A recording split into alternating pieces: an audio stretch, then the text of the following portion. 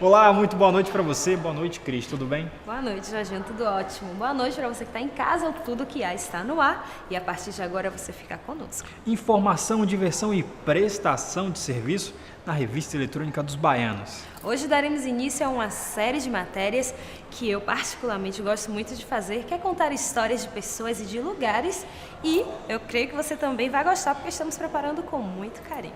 É bem legal a matéria. E o Tudo Que Há de hoje vai mostrar para você também A história do Museu Afro-Brasileiro da UFBA, o MAFRO, que hoje está servindo de locação para a sua revista eletrônica. Falaremos também sobre o Cine Jandaia. Você gosta de games? O Tudo Que Há conversou com um game designer sobre o universo dos games no Brasil. O projeto Rede TV Jovem é uma idealização da ONG Ação pela Cidadania, cuja principal missão é implementar ações artísticas e sociais que combatam as desigualdades e promovam a inclusão social dos jovens. Nasceu em 2008, apenas com o núcleo da TV Pelourinho, com o intuito de possibilitar, através de oficinas de audiovisual, a formação de jovens em funções técnicas capazes de serem absorvidos pelo mercado do audiovisual.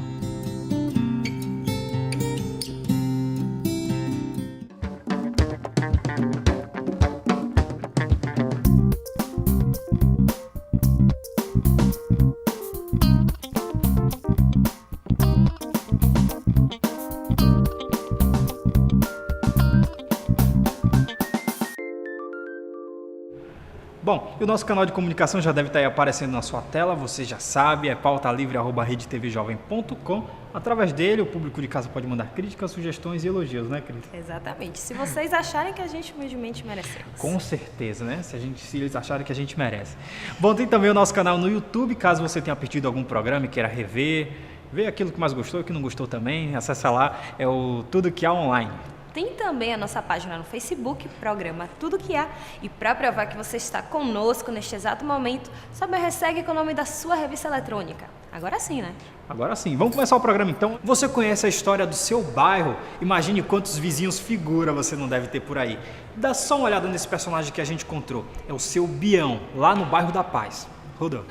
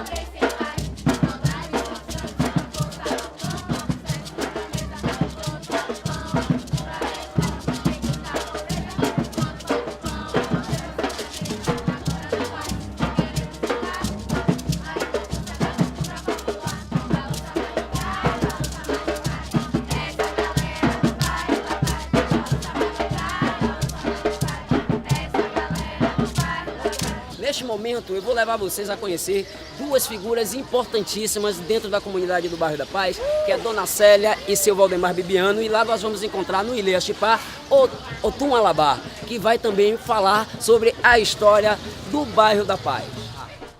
Ilê Chipá tem uma força enorme dentro da comunidade do Bairro da Paz, e estamos aqui com Alabá. E vamos procurar saber dele mais um pouco sobre a nossa história, sobre essa história que é esse terreiro, né, dentro da comunidade do Bairro da Paz. Esse aqui é um sonho do mestre Didi, o Alapini. Ele sempre, porque ele é filho de Mãe Senhora, né? Mãe Senhora foi mãe de Santo Axé Pofonjá. E mestre Didi era sacerdote lá no culto dos Eguns, lá no Leabolá, na ilha de Pão de Areia. E ele tinha um sonho dele de ter o espaço dele, criar o terreiro dele. Então, ele com os amigos dele em 1980 conseguiu aqui esse espaço. Eu acho mais engraçado que hoje em dia essa coisa de religião é importante, a nossa fé. Todo mundo se dá bem, conversar, ser amigo um do outro, não ficar essa divisão de você é tal religião, eu sou tal outro. Não, é eu sou mesmo, sou uma religião que não é igual a nossa, mas está aqui conversando com a gente. Exato. Isso é tão importante, né? Eu, desde 86, que moro no Bairro da Paz. Então aqui não existia praça, aqui era mato. Então a polícia entrava e derrubava os barracos, quem tirava madeira, quem entrar, eles tomavam madeira, cortavam tudo e jogavam fora. Quanto tempo eu já tenho aqui, seu Valdemar? A senhora já tem aqui no mínimo 20 anos a 22 anos. 32 anos. Da luz, quando a senhora chegou, eu já morava aqui. E eu não tenho 32 anos aqui. Eu morava lá embaixo. Não, mas eu conheci a senhora aqui. Aqui em cima, né? Sim, conheci a senhora aqui. Então, se eu conheci... Se 32 anos, a invasão daqui, 32 anos, não existia mais. Porque a invasão de 32 anos foi para Couto. Em 86 é que voltou o pessoal que está com 25 anos. Em 88, então, veio um cadastramento. Foi negociado com o prefeito para não tirar o pessoal, derrubar os barracos, cadastrar os moradores para fazer uma casa na urbe, para que os moradores fossem lá para o morro. Mas nós insistimos até 92. Então eu já cheguei em 86, foi na segunda invasão, né? E Dona Célia chegou primeiro do que eu, né? Eu sou uma pessoa que entrei aqui nessa comunidade antes de 86, né? E cheguei muito aqui, estava muito nova e as pessoas olhavam assim e diziam, essa menina.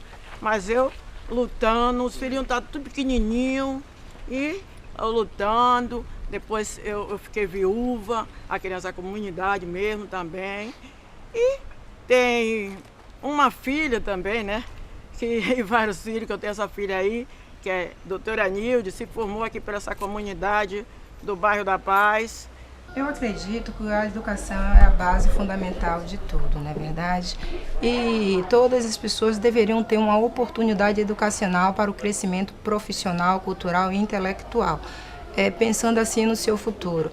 Pois a maioria das pessoas, mesmo que seja de comunidades periféricas da nossa cidade do Salvador, são pessoas assim que realmente têm um potencial muito grande a ser desenvolvido a depender do processo educacional. E tem muita gente aqui inteligentíssima, muita gente que tem faculdade, muita gente que gosta de estudar, mas precisa de mais cursos profissionalizantes para esses adultos, adolescentes, essas mulheres que muitas vezes me perguntam, e eu também quero um trabalho.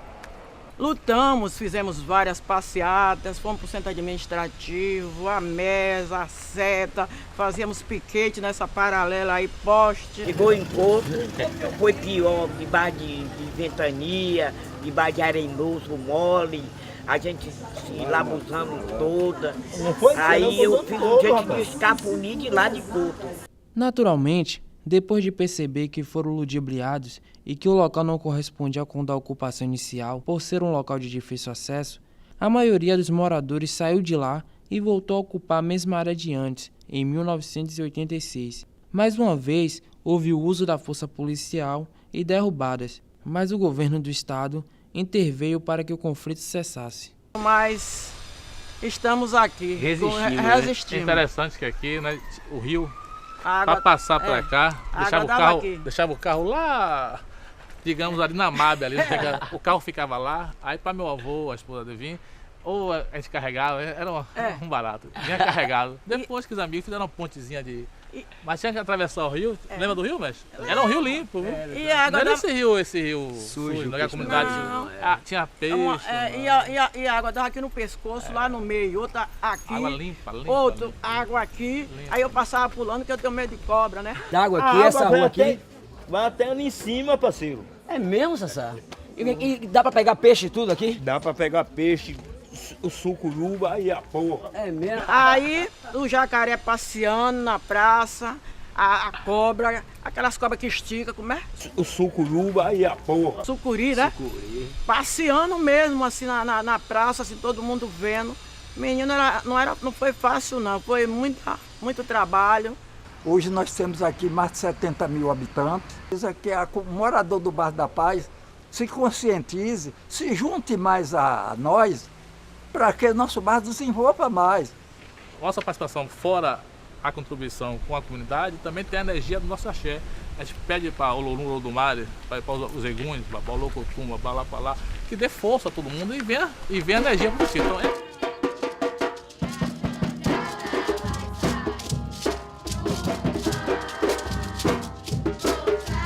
Pois é, estamos aqui no bairro da Paz ainda e vamos agora conhecer o Centro Cultural Renovação e vamos conhecer nosso amigo Bião.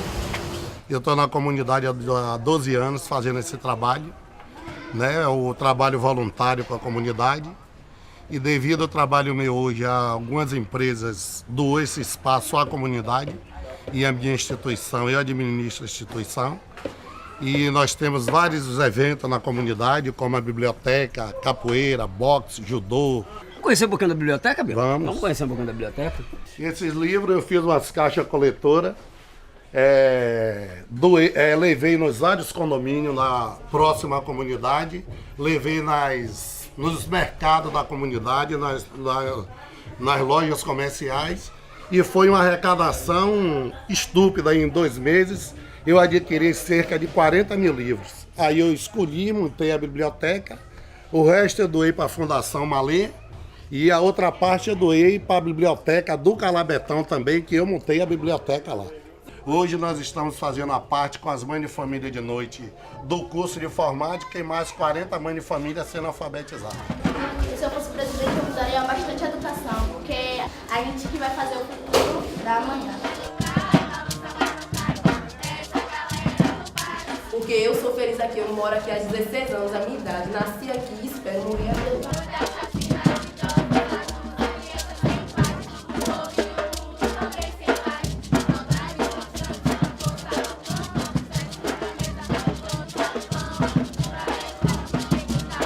O melhor bairro que tem para se morar é aqui.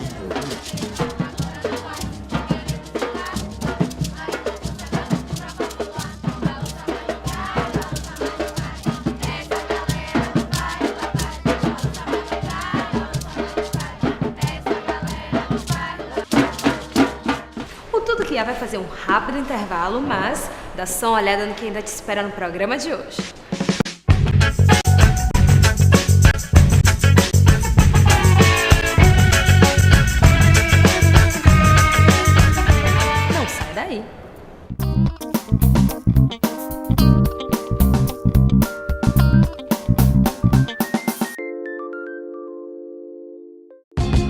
Videoclipes, shows, documentários, cobertura dos mais variados eventos, edição e finalização.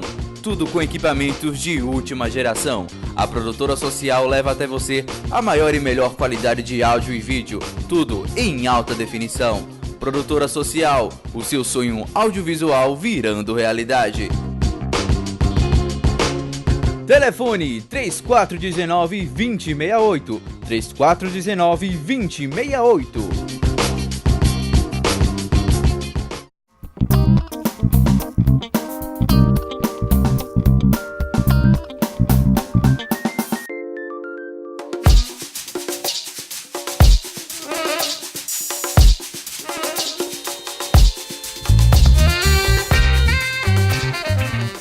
Volta com o nosso Tudo Que Há, que hoje está sendo rodado direto do Museu Afro-Brasileiro da UFBA, o MAFRO. E quem nos recebeu aqui foi a Graça Teixeira. Tudo bom, Graça? Tudo bem. Então, eu queria que a senhora falasse pra gente como é o funcionamento desse museu. Bom, esse museu ele tem um funcionamento de segunda a sexta, das 9 às 17 horas. Infelizmente ele não abre aos sábados e domingos. E ele está neste prédio há 32 anos. É um museu que ele foi pensado dentro da Universidade Federal da Bahia, nos anos 72 a 74, e ele foi aberto ao público em 7 de janeiro de 1982. E para atender essa missão, nós trabalhamos aqui a partir da escuta, da escuta vindo da mediação, com os estudantes, também com os vários movimentos sociais que estão ligados ao movimento negro. Então nós fazemos toda a programação do museu para atender as demandas que vêm a partir dessa escuta.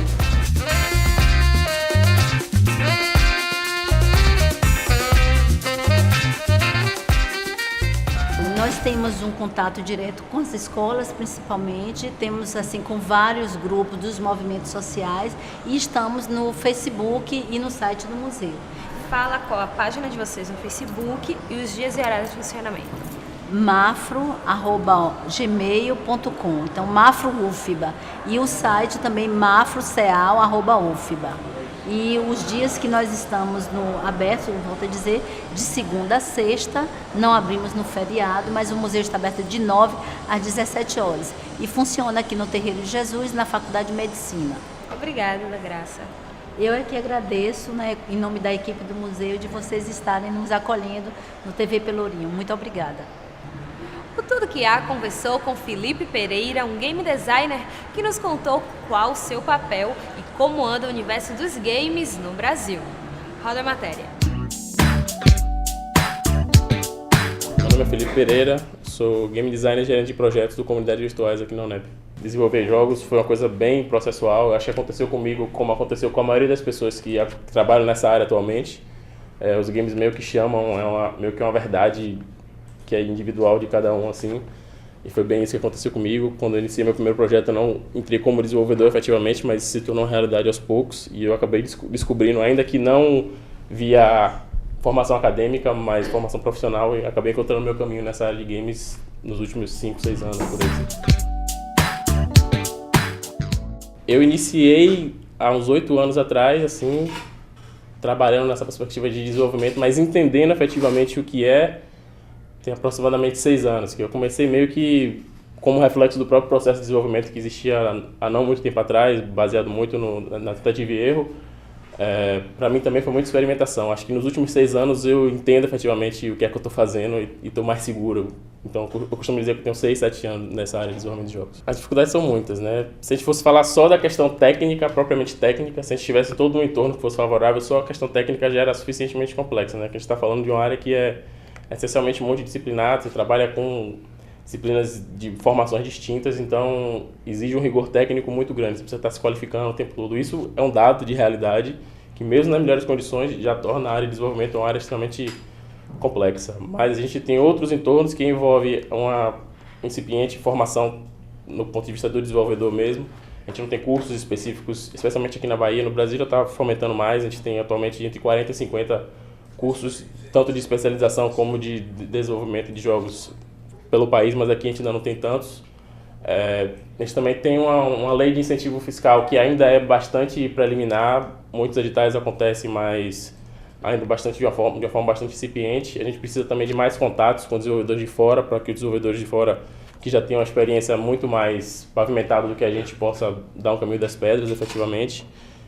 Há não muito tempo atrás também a gente carecia de uma organização coletiva do processo de desenvolvedores, aí eu falo numa perspectiva regional e também numa perspectiva nacional, mas atualmente, principalmente nos eventos que a gente participa, a gente já vê que essa união está acontecendo, as pessoas estão vendo que é muito mais fácil você, entre aspas, sofrer junto, você criar uma estratégia que seja colaborativa e cooperativa.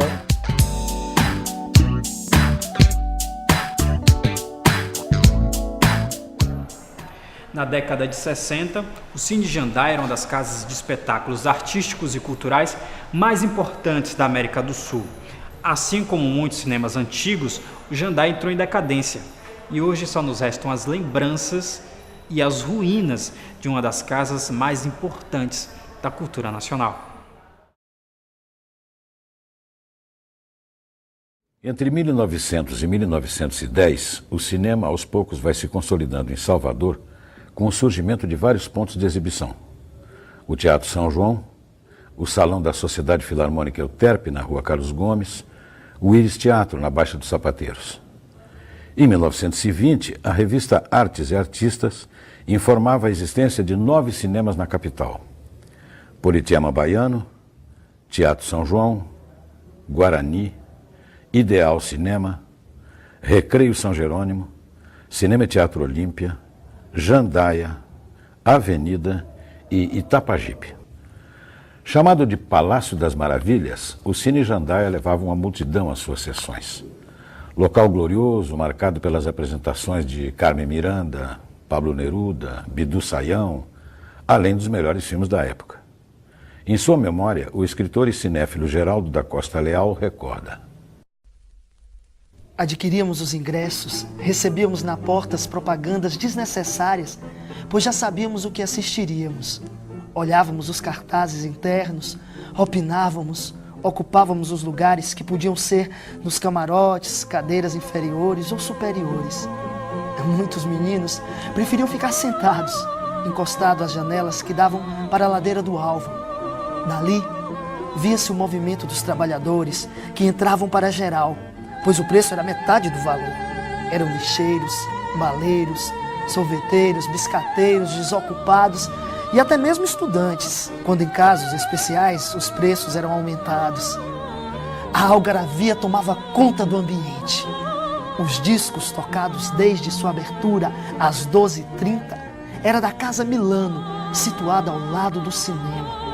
A garotada gritava, chamando os colegas e vizinhos que chegavam, pois os seus lugares estavam reservados. Meninos assoviavam, outros inquietos movimentavam as poltronas. Os pombos confeccionados com os panfletos e propaganda cruzavam o espaço. Os baleiros, devidamente uniformizados, circulavam, vendiam queimados de 5 por 1 tostão, buzi, cuja caixinha custava 500 réis, ou mesmo chocolates Gardano e Nougat, mais sofisticados. O guarda civil circulava fiscalizando excessos. O vagalume era o empregado do cinema, com lanterna na mão, orientando possíveis retardatários se houvesse lugar, ou rapidamente focando algum fumante surpreendido. Faltando 15 minutos para o início do espetáculo, os 2.200 lugares do Palácio das Maravilhas já estavam ocupados, inclusive a geral.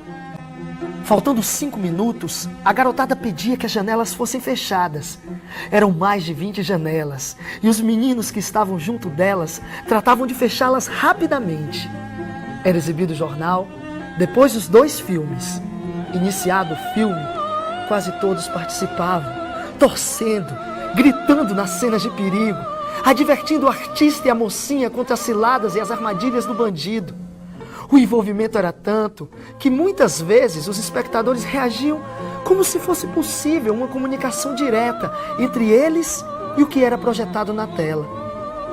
Ficavam emocionados e torciam alegremente quando o Facínora era atingido. Orientavam o cão Rintintim quando farejava estranhos elementos criminosos. Sistematicamente, torciam contra os índios, pois esses eram apresentados nos primeiros tempos como agressores. Mas o tempo passou e os meninos cresceram. As atrações mudaram, o bonde não circula mais na Baixa dos Sapateiros, as portas do Jandaia fecharam. Quase todos os cinemas de rua, que chegaram a ser 80, morreram. Fica a saudade de um tempo no qual o Jandaia é o maior símbolo, cujo patrimônio abandonado por décadas agoniza, abandonado.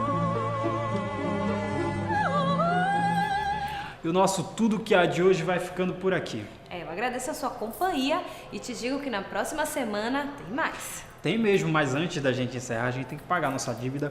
O Halisson, né? Isso. Halisson mandou e-mail pra gente pedindo para que nós mandássemos um beijo para a namorada dele, a Camila. Exatamente, então, um beijo, povo. Beijo, Camila. Tchau, gente. Boa noite. Até semana que vem. Tchau, tchau.